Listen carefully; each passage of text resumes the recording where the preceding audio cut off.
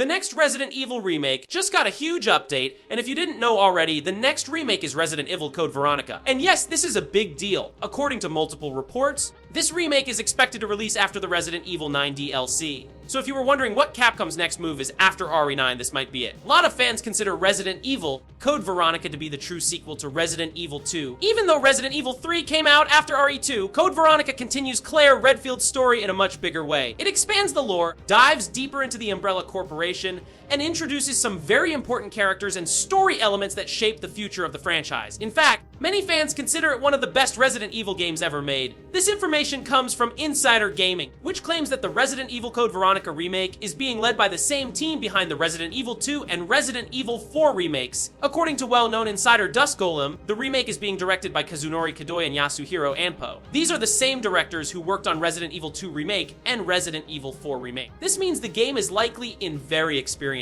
hands. These developers understand what made the original games great, and more importantly, they know how to modernize them without losing their identity. So yeah, if everything goes right, this could easily become one of the best remakes in the entire franchise. But now let's talk about something a lot of people are asking. Why Code Veronica? Why not Resident Evil 5 Remake? Because if you follow the timeline and sequence of releases, Resident Evil 5 would normally be the next logical remake. So why is Capcom skipping it? Well, the answer is actually pretty simple. Resident Evil 5 is a much bigger and more complex game compared to Code Veronica. It has larger environments, co-op gameplay, more action-heavy mechanics, and overall requires significantly more development time, resources, and coordination between teams. In other words, it's not something you can remake quickly. Because of that, it seems like Capcom is saving Resident Evil 5 Remake for later when they can fully commit the time and resources needed to do it properly. And honestly, that's a smart move. Based on current reports and speculation, Capcom seems to have a rough 5-year plan for the Resident Evil franchise. First, we have the Resident Evil 9 DLC, which is expected to release in 2026. After that, in 2027, we could see the release of the Resident Evil Code Veronica remake. Then in 2028, there are rumors about a Resident Evil 0 remake. Following that, in 2029, we might finally get the Resident Evil 5 remake. And then in 2030, Resident Evil 10 could be the next major mainline entry in the series. Now, of course, keep in mind that this roadmap is based on leaks and speculation, so things can always change. But if this turns out to be accurate, Capcom has a very clear long-term vision for the franchise. And honestly,